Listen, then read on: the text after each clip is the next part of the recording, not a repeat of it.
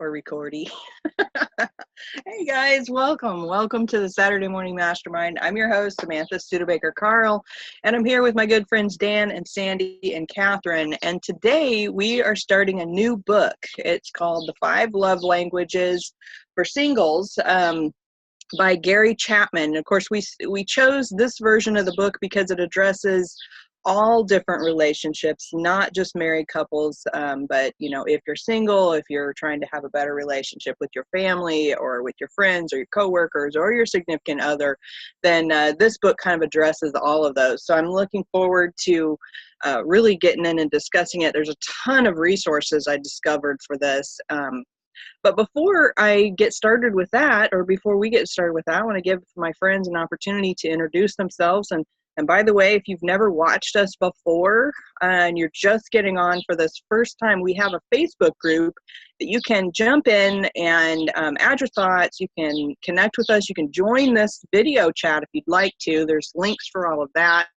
And for all of our previous discussions, I was just on YouTube the other day and I noticed we had over 200 videos on there from all of the different books that we've studied over the past few years, and we would love to have you join us and contribute your thoughts and feelings, your experiences and knowledge and wisdom to us as well. So there'll be some links below this video where you can get involved with that. And okay guys, jump out, introduce yourselves, and then we'll kind of jump into this book a little bit. Good morning, it's Catherine Clement in Boulder, Colorado. Looking forward to reading this version of the book. These love languages, a friend turned me on to them, and it just made, it just helps you understand people better. I had, I won't say I was at odds, but definitely there was a rub between my mother and I until I read these love languages. And once I understood her love language and where she was coming from, I was like, oh. So even though it says for singles, it's not only about trying to find a relationship or something like that. This book is excellent for every relationship between you and your parents, friends, or lovers, or whatever. So in business, so I'm really looking forward to reading this version of it. Good morning, Sandy Root here in sunny Miami Beach. A little jet lagged from Europe travel still, but yeah, I always thought of, when I was looking at love languages, I always thought of for couples. So as you just said, Catherine, using it on or finding out what your mom's love language is oh, that's a good idea. So I look forward to this to help all of my relationships, with my mother and stuff. So looking forward to it, this book.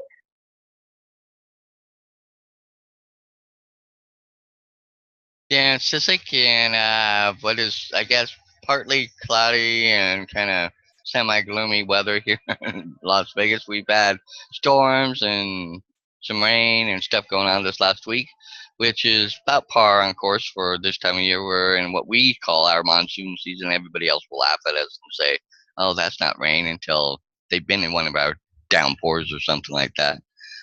But yeah, it's interesting on this book because I've heard about this book before and heard it talked about and stuff. And I think even one of my pastors has made mentions of it as ways to help understand how to.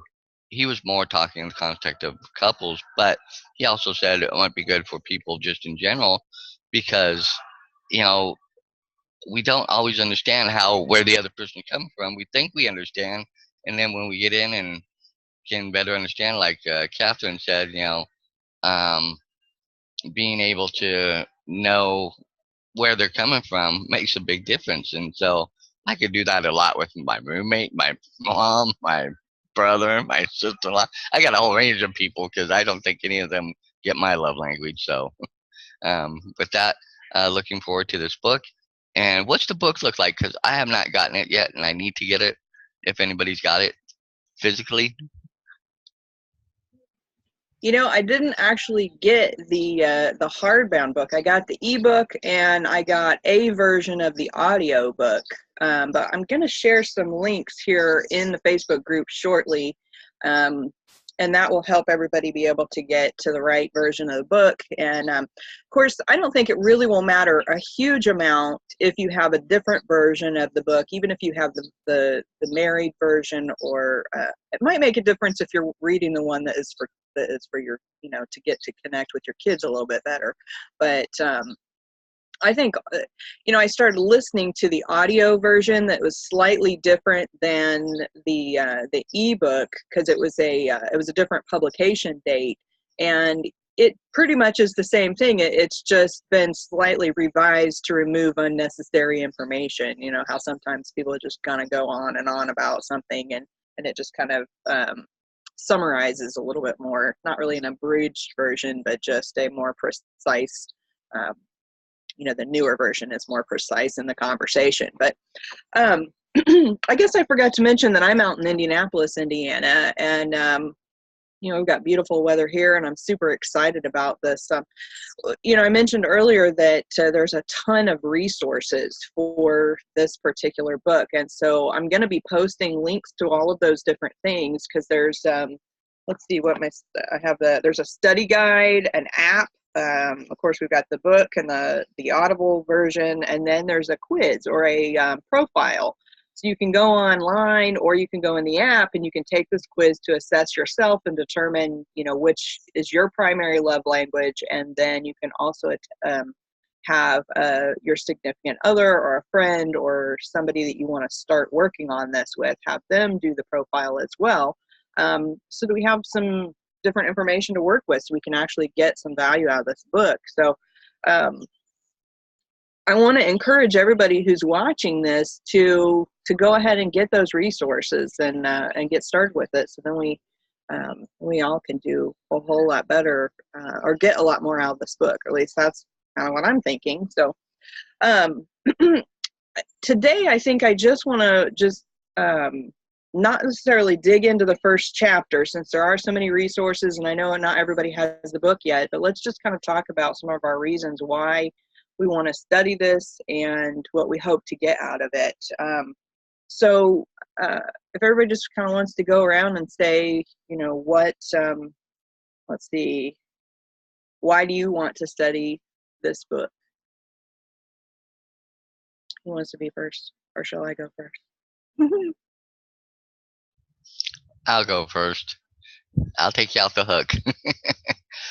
For me as a guy, I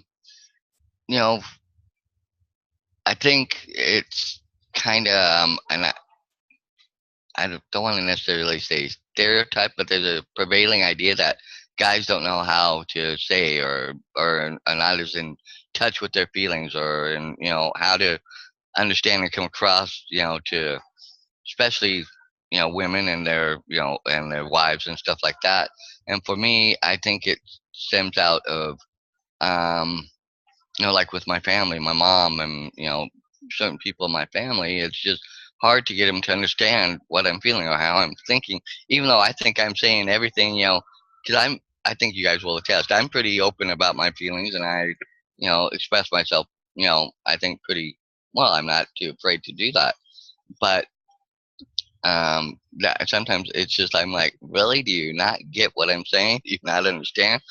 But conversely, I at times, because they'll get frustrated with me, and it's like, I'm sure they're in their head going, do you not understand? Do you not get what? The only person I really ever felt that kind of connection with was my grandmother. My grandmother knew how to speak, you know the language I needed, and how to get things conveyed, and it also conveyed that love and that sense of a bond between me and her, in a sense that I'm not felt with anybody else. And it's something I feel has been kind of missing in my life too, finding somebody that can kind of be in that same tune with me, and know that, oh, okay, this is where he's coming from, and I can be in tune with them and say, oh, okay, I get what you're saying, and where you're coming from, or what you're feeling. And I think it is something that a lot of guys don't want to admit, and I think it's something that a lot of guys don't want to I don't want to say not try and fix. They just don't know or understand that, it's a two-way street. Both sides need to work on it, and both sides need to realize that there are differences.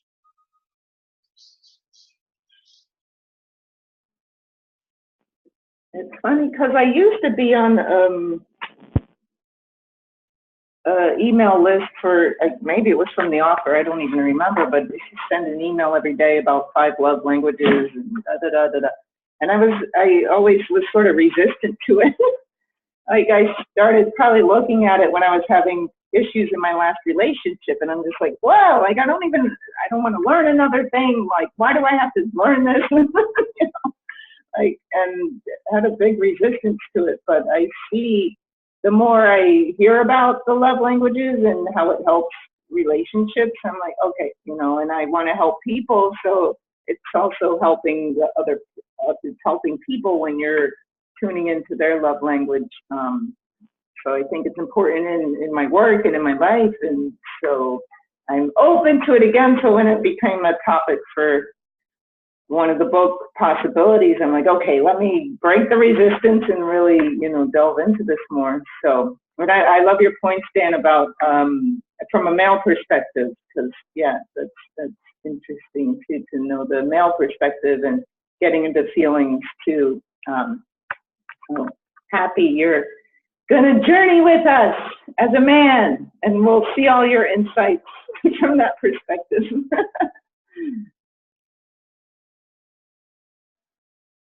Well, I want to read it because I'm pretty sure I'm an alien, like from another planet, and I don't know how to communicate with people very well.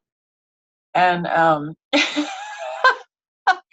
so I'm really hoping that this book will help me out. I find it amazing. I've gotten a couple of compliments on driving Uber that I'm a great conversationalist. I'm like, what? Who are these people? But no, seriously, the fascinating thing about these love languages, I think, is that it's gender neutral. Like there's a man or a woman can have any of these 5 love languages. And in fact, you'll find out if you start studying the subject, there's more than 5. But in this book, I think that these 5 that they cover are perfect. And I think we tend to have misconceptions about how women express versus how men express. Like, I don't know if I was a man in my last life or it's just the mountain man coming through or what, but sometimes I listen to men talk about their quote issues with women, and I'm like, I would have the same issue. Like, I don't know how you guys put up with them. And the same thing with women and men, but this being, that anybody can have any of these 5 love languages, I think that it helps break down that barrier a little bit. And, right now, like it's not that I don't want a relationship at some point in the future, but I just feel like I'm not ready.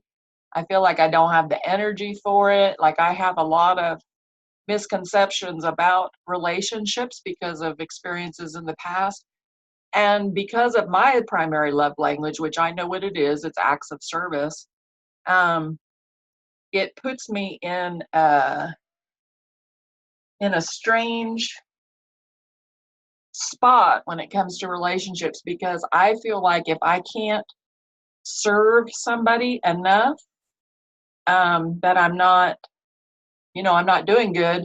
But at the same time, I don't have the energy to serve anybody. Like it's all I can do to get home and take care of myself. I don't want to stand there and cook for 2 hours and then do the dishes and all that shit. Like I'm just like, so a relationship seems impossible, but I also understand that's because of my perception of the relationship.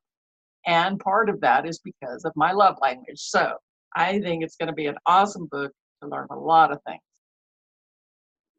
Yeah, that's an interesting thing. Is like we want to treat the other person from our love language, but they could have a completely different love language. So Yes, exactly. it's interesting, like you say, your acts of service. So you want to serve the other, but they're probably like, what? I want you to touch me or whatever. You know, they're totally like not seeing your acts of service because that's not their love language. So, yeah, it's interesting. And I think part of my resistance, like you said in the beginning too, is like there's more than 5 love languages. For me, it's like, yeah, it's sort of, the love languages to me was like putting people in a box. And I'm like, I think that was my resistance, I guess, is like labeling different things. But the more I hear stories about people who've had success in relationships using love languages, I'm like, okay, I need to look at this maybe, you know, and find my box. So, and I forget what mine is right now. So I'm curious to delve in again and learn more about it. See, I think I agree with you, Sandy, a little bit. I don't think necessarily there is an exact box because everybody is inherently a little different, even in how, like they talk about when people see an accident. You can have 6, 7, 8 people see the same accident, and they're all going to have their perspective from their exact view of what they saw, how they perceived it. So I think in the 5 love languages, that say that fast 5 times. Wow. Um, you can have your main one, but I think there are probably little bits and pieces that everybody pulls from in other areas too, and that doesn't help the situation. I think it only makes it a little more convoluted in trying to understand where somebody comes from, because you get like one part, it's like, yeah, give me more of that, and then they go on and you're like, okay, you totally lost me. I'm not getting it. I'm not, and with that, I think, you made a good point, I think this will help us bring it down in and be able to find what we can work with and go from there.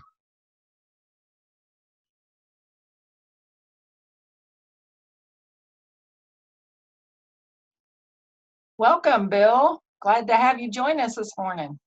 Yeah, welcome. Feel free to unmute yourself when you want to jump into the conversation, or if you prefer to just listen, that's fine too. Just want to let you know that you are welcome, and we're happy to have you here. So, we've been talking about, this book that we're studying, which is the 5 love languages. We're just getting into this study of that and sharing kind of our own perspective on why we want to read this book. And of course, for me, I have felt like over the past few years of, studying the books that we have studied, that my relationship with my husband has improved significantly. But like you were saying, Catherine, feeling like there's like so much work involved, to keep a relationship good, that's a huge part of it. And I think that when we can learn how our partner receives love versus how we give love, and then we may be able to work less hard than we think we have to. So that was kind of one thing I was thinking about. And then, but I also recognize that I need to work on some of my other relationships other than just my husband. Of course, it's easier with him because he's right here all the time. And so I can do little things on a daily basis and it's no big deal. But when it comes to my friends or my family, I struggle with that a little bit. So I think that one of my goals is to of course increase the relationship that I have with my husband, but to also work on some of my other relationships, because if I can recognize what their love languages are, then I can kind of focus on doing those specific things consistently and be able to improve those relationships.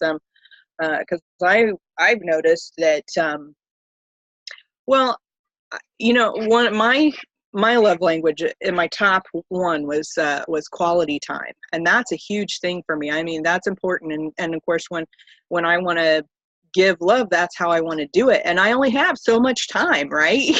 So I have fewer friends out in the world because of the fact that I feel like my main way of being friendly with somebody is that quality time. And of course, with you guys, I give you an hour each week, and that's our quality time together, and that's awesome for me. And I hope that it's awesome for you as well. But there's a lot of other people in my life I don't give that much time to, because it's a lot of work.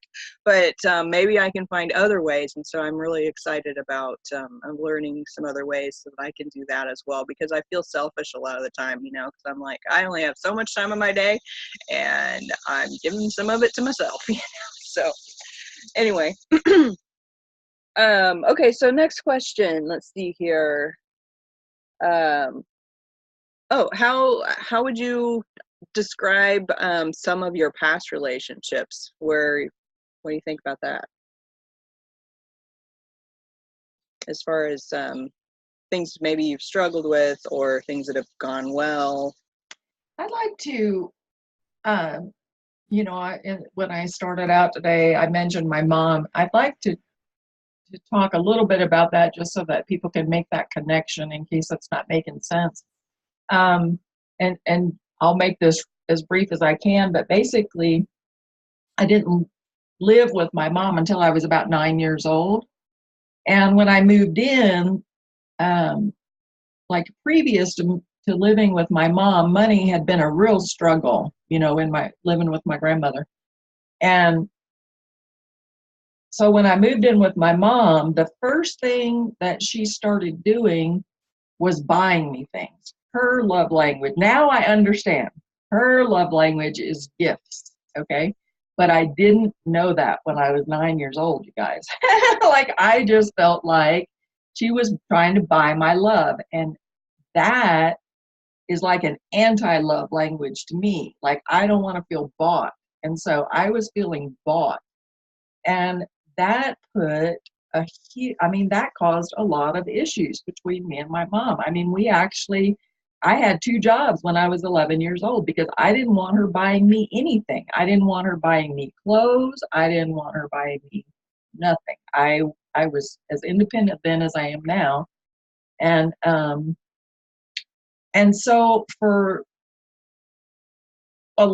many years, I completely misunderstood that. Now, knowing the love languages, knowing that, my love language is acts of service. So and it's somewhat quality time, like probably my number 2 is quality time. So I wanted her to just spend time with me. I didn't want her to buy things for me. She thought she was showing her love by buying me all these things, not realizing that that's what was actually driving me away. So I think regardless of, who the relationship is with, these love languages can just be really eye-opening. And like you said, Samantha, and also Sandy, you mentioned this, we tend to try to love people the way that we, through our love language. And it could be theirs is completely different. Like, my mom is probably happier if I send her, a necklace or something. She loves jewelry than if I go see her or something, because that's just her love language. And so I think it's really, really easy to, like I said, I'm somewhat keeping myself from a relationship because I don't feel like I can manage it. But that's because I'm basing it on my own love language. So if I find somebody whose love language is compatible, and I'm not sure how that works. I'm hoping they talk more about that later in the book. Like you said, Samantha, we feel like we have to work so hard, but we could be working a lot less hard.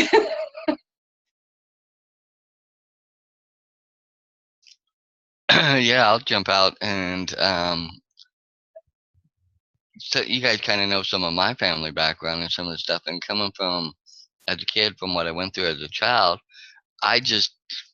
the only person that really did do any really thing of trying to build me up or make me feel normal was my grandmother. My grandmother, grandfather, my grandfather not so much, but the fact that he was there with her and was a part of that, in his own way.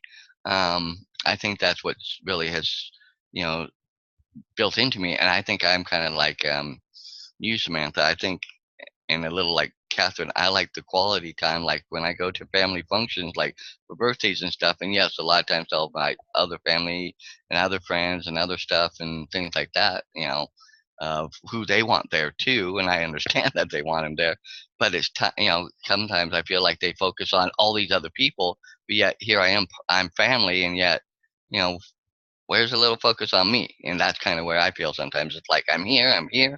I changed my schedule. I changed my life. I changed my things to be here because you guys are this important to me. And it's this important I be here for this family function or for that or for, and sometimes I walk away and I go home and my roommate's noticed, and he goes, you just come home sometimes and you're just in the, kind of in the funkiest mood. And it's not directed at him per se, but it definitely shows. And it's like, yeah, it's just my family. They just, I love them dearly, but they just, that kind of feeling I come home with. And I'd like to stop coming home with that feeling because I'd like to be able to understand it. Like, oh, okay, this is, it's not directed at me. It's just part of how they are, what they're, because I always take it personally. And that's the other part is I take a lot of things very personally, that is directed at me, but that comes back to my real parents because anything and everything I did, it seemed it was wrong. I did it, and then of course all the other things happened.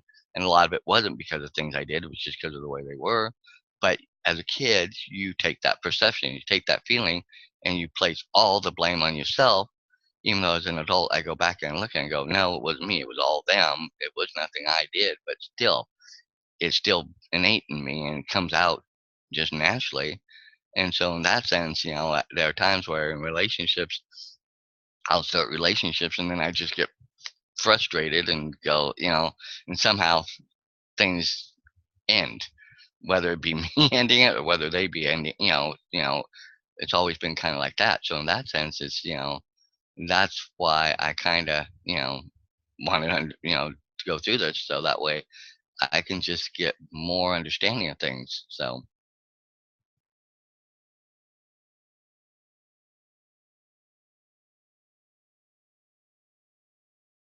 I'm You know, done. okay. Yeah, I realized, Catherine, when you were talking about your mom, and I probably knew this, and of course, something that you said also, Sandy, about being resistant. When my husband and I first got together, I didn't know what his primary love language was, obviously, because we didn't know each other all that well. And for the longest time, at the beginning of our relationship, we struggled a lot because his primary love language at the time was touching. And mine was, of course, probably still quality time. I don't remember back then. And that really, like you were saying, Catherine, you didn't want to be bought. Well, I didn't respond as well because that's like my least love language is the touchy-feely one. And so we clashed a lot because I thought that's all he wanted and he's just trying to express his love, and and so that created a big problem in our relationship for years. And and I think that probably happens in a lot of relationships, is that one person is trying to express love in one way and the other person is not reacting in the way that they want, and then they have that issue because of it. So I think that's kind of like my biggest thing with this book, is just learning so that I can recognize when someone is expressing love, so that I can know, oh, okay, here, they're giving me love truly from their heart, and that's what they mean by it. And they're not trying to get something or be subversive or manipulative or whatever. That's what they're actually trying to express. And then I can also know, so that I can give love in a way that they will receive it and recognize it and understand it as well. So, Bill, did you want to jump out?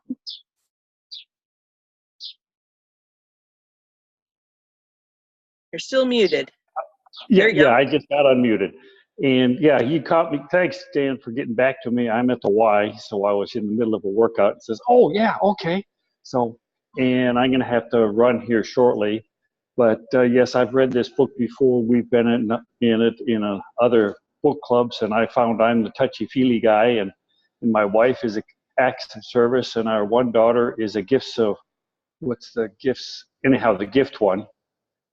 And so we try to remember what each other's love languages are and try to refer back to them what are we doing this for, So, oh yeah, you're the acts of kindness and stuff like that. So we remind each other and try to use it, but this will be a good refresher for me to understand. And I'm probably going to get going here shortly because I've got a conference I got to go to. And is there a recording of this? And Dan, would you send me the link later? Would appreciate it. Thank you.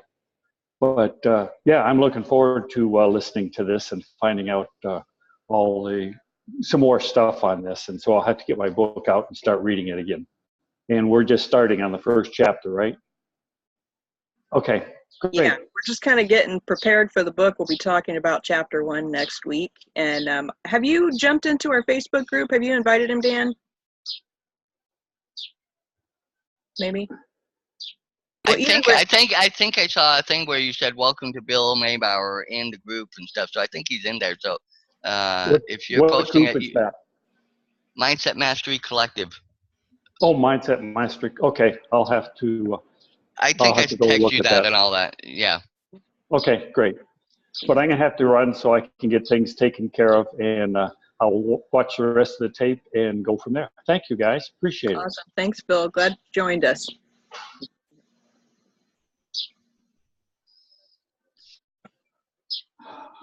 Anybody else want to jump out? I just want to tell people that, these people who are gifts, like my mom, that's something to really remember because, like, I am not gifts. And as a matter of fact, it's probably, very, very low on the pole there. And because I do kind of see it as a manipulative thing instead of a loving thing, and I don't know why. Like that's messed up in my head. That's something that I have to work out, right? But where it causes issues is because I don't value gifts. Well, I don't want to say I don't value gifts, but I don't, like, to me, if I don't get you a gift for your birthday, that's not a big deal. But to people whose love language is gifts, that's a huge deal. You know what I mean? So that's why it's really important to know some of these things, because they feel like if they don't get a gift, their gift, and they don't get a gift when they think they're supposed to get a gift, they think that you don't love them, and it's not true at all. Like, it is totally not true. Most of the time, I'm just too broke to get a gift, or I don't have time to go get a gift, or you have everything. Like, my mom has everything. I have no idea what to get her for a gift. That's why I think going out and spending quality time is better, right? But to her, that's not necessarily better. So these things, it seemed when I first heard about the 5 love languages, I was like, yeah, some hokey shit. But this is serious stuff that can make I just really feel like it made such a huge difference for me. I still need to act on it more, some of the stuff that I've learned and get better about sending those cards or gifts or whatnot. But even with people that, like your work relationships and stuff, I think knowing what your boss's love language is super important.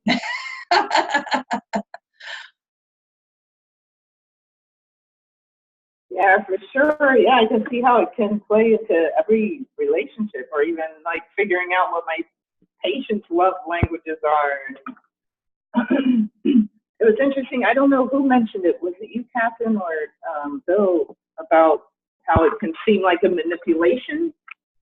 And so, yeah, somebody said the word manipulation, so I was looking at that, or that resonated with me. Like, if somebody's doing something, or maybe Samantha said it. If somebody's doing something. It was me. It feels like manipulation. Yeah. Like, if somebody's buying me gifts, I'm sort of like, oh, okay, they're like, they're somehow manipulating, like, oh, they want me to like them, or they're buying me this for some other reason. It's not for me, So yeah, it's interesting to look at that too. Like if someone's giving you a love language that's not yours, you can see it as a manipulation in a way. So it's interesting, like, because my ex would buy gifts all the time, and for me that wasn't, like, I'm more of like probably quality time kind of person. So yeah, when he buys gifts for me, I'm sort of like, like, to me, I'm like, well, what does he want? You know, like, oh, you know, so that's important too. Like, really, yeah, the love language thing is really, the more I'm learning about it, I'm like, wow, yeah, makes sense. But that's what's funny is how such a simple, I hate to say it, such a simple concept, and somebody taking the time to go out and study things like this and realize that there is something concrete there that makes a difference. It's nice that somebody went out and did this, because that's another part of what's, I think, helps to cause a lot of the chaos and problems out there in the world, is people look at things so from just their world and their stuff and where they're at, and take things totally the wrong way when it's totally not meant that way. And it's like, here I am, I'm giving you a gift, thinking that you'll love it and appreciate it, and that I took the time to go and shop and find something that I think you'll like and want and appreciate. And if they're a gift person, that will totally hit the spot. But like you said, if you're not a gift person, you're gonna just go kind of, oh, okay, wow, whoopee. You're gonna appreciate that they did something, but it's not gonna. It's gonna, instead of being way up here on that scale and like, oh wow, you just hit it. It's gonna be down here. And then conversely, they're gonna feel it, and then they'll probably internalize it, and then they'll go home and go, "Well, I got them something that I really thought they'd like and appreciate," and because I've done that. I've gone out, bought something for family members and stuff, thinking, well, that's what they put on their list. That's what they wanted. And then conversely, kind of see, that they don't ever wear it, don't use it, or this or that, and it's like, really, So I get it. That would really help with putting yourself in the other person's shoes a little bit, and take it from, try and look at it and take it from where they're coming from, and say, oh, they're really meaning this, from a genuine point, like we said earlier, a genuine, real point of caring, loving, wanting to do something that will make us happy and make us feel better. And I think if we can change our brains a little bit on that, it'll help a lot of things out there.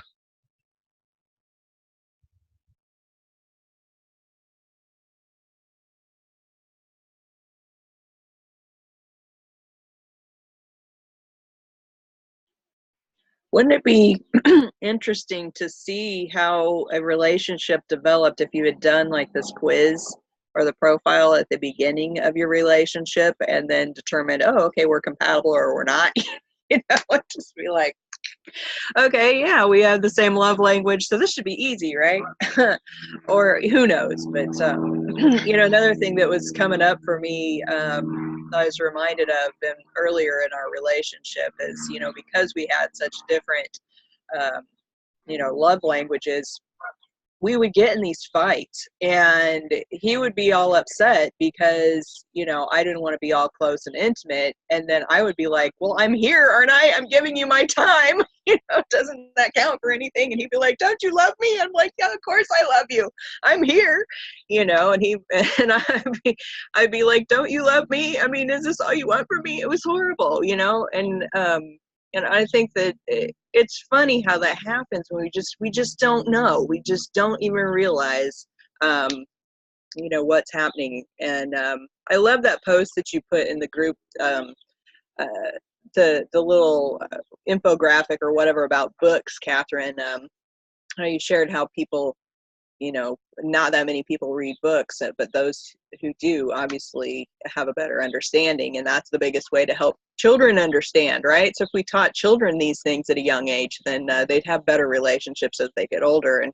And which is another reason why this kind of excites me, because I'm like, oh, I can learn these things. I can share them with my kids. I can share them with my parents and my husband, and we can all just have better relationships all the way around, and they can have better relationships with their significant others as well, just from something just so simple as reading a book.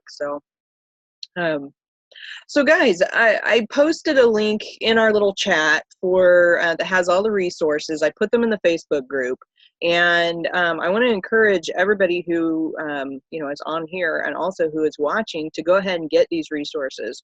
Now, I tried the app on my Android phone, and it was acting a little bit funny. So I don't know if you guys have an iPhone, but maybe you try it on there and see if it works right for you. But I want to give everybody kind of an assignment in between now and next week.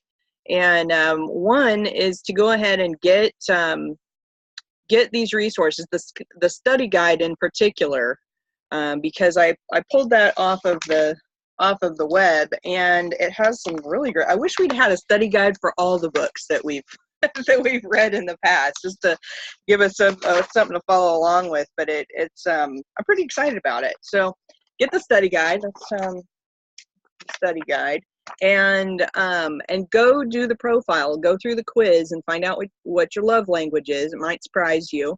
And then also find a person. If you're not in a committed relationship right now, find a person in your life to do it as well, so that you can work on work these exercises, or work the things that we learn with that other person, whoever it is. I already shared it with my husband last night. I did the profile quiz, and I passed it on to him so he could read it. And then I'm encouraging him to do the quiz. He hasn't yet, but I imagine that he will. He will, because I'm going to keep asking him about it, obviously. And so then, I can work on it with him. But I think I'm also going to share it with my kids and see if they will do it. So then I can learn more about them and the way that they give and receive love. So it'll be really interesting.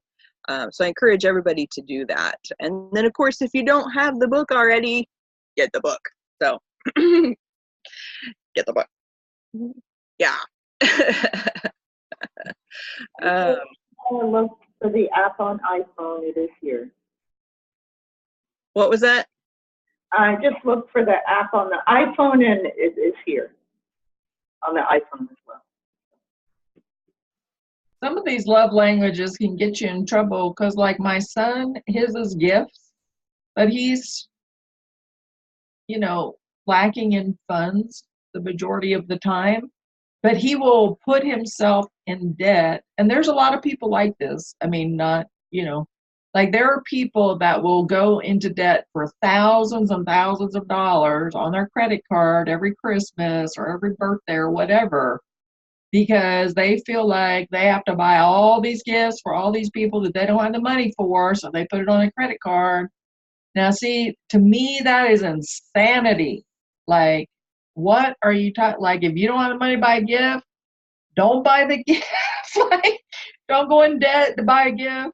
But for people whose love languages is gifts, that makes complete sense to them. Like, because as humans, I mean, seriously, guys, as humans, they say, and I have to phrase it that way because sometimes I question it about myself, and that's why I feel like an alien. But they say that, we all just have this basic need to feel loved. And giving those gifts makes them feel like they're showing that person love, and makes them feel like they're going to be loved. Because in a way, they feel like if they don't buy the gift, then they're not going to be loved, and they're not showing love, So I think it's super important, to realize that about themselves, and to bring some balance there. I mean, we all have to bring some balance to whatever our love language is. Like mine, acts of service. I mean, I just, like I said, I keep myself away from a relationship because I don't feel like I have the energy to do the acts of service to show somebody that I love them properly.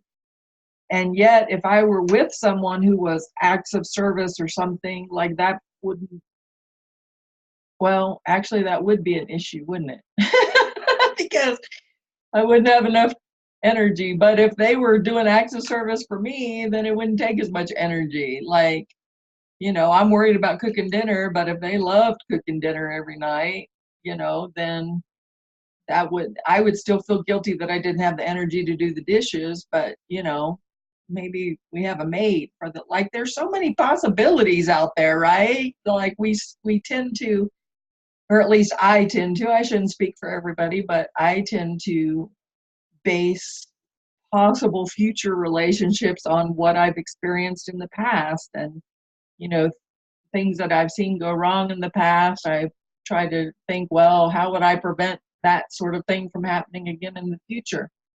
And but that is such a closed-minded way of looking at it. Like, there's so many possibilities out there, and relationships can be whatever two people decide they're going to be. And learning and loving someone enough to change the way you express love to the way that they receive it. That's another huge important piece, because some people are just going to be the way they are, and it's either, you just deal with it or not. They're not going to change anything. But just think, if you were at odds with someone in your family for years and years, and it just turned out to be a difference in love languages, or your boss or whoever, your lover.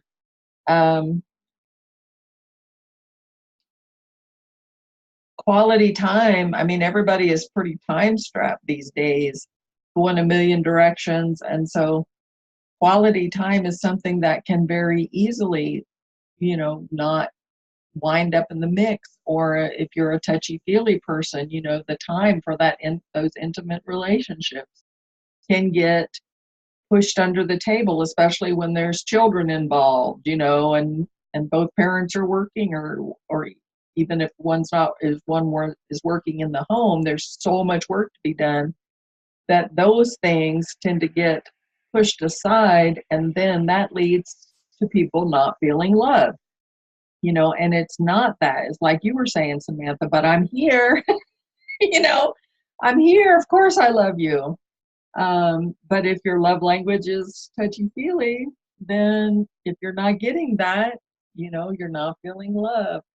And then I think it is important to, if and when I ever go into another romantic relationship, you bet your bippy I'm going to be summing up their love languages really quick, because if it's at the bottom of my list, it's probably not going to be it's going to be something that I'm really going to have to force myself to do all the time, or, and so I think that's definitely something to consider if you happen to be single now, before you go into a relationship. I know some people look up horoscopes and stuff. I don't know how accurate any of that stuff is, but, whatever you can do, I guess, to make things more compatible, the better off you'll be.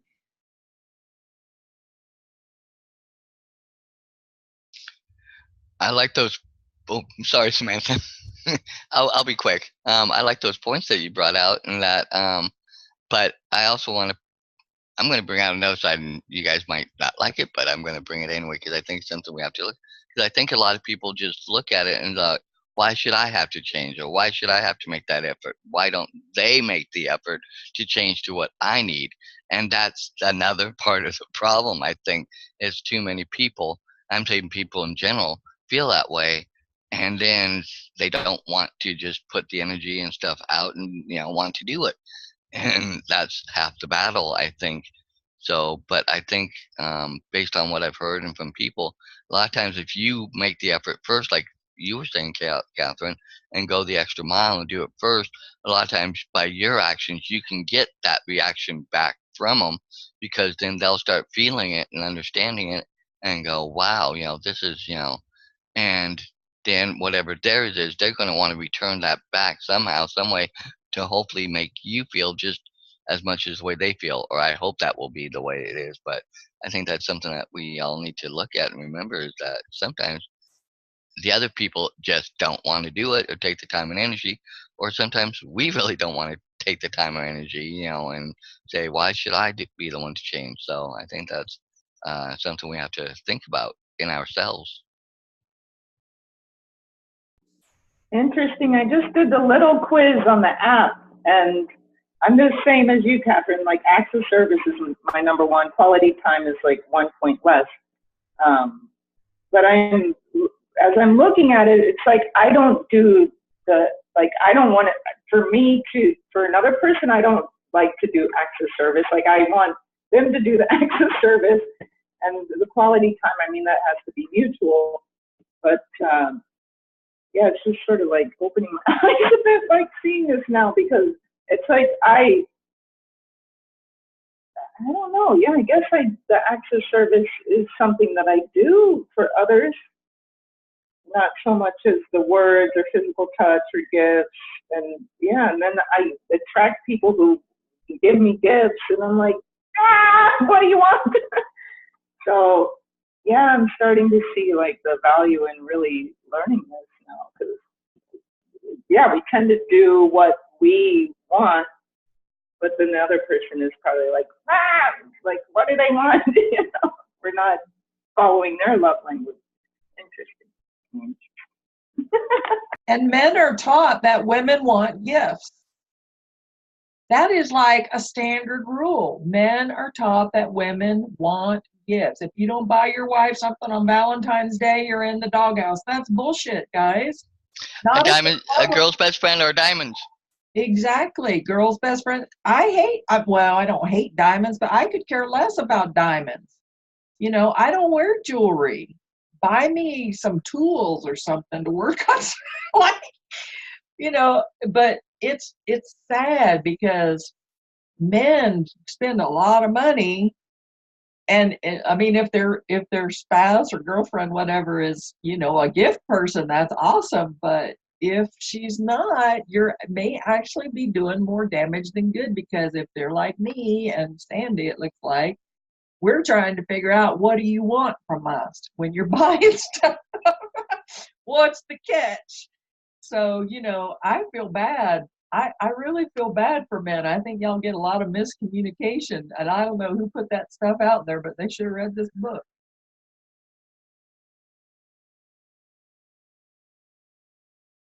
That's so funny.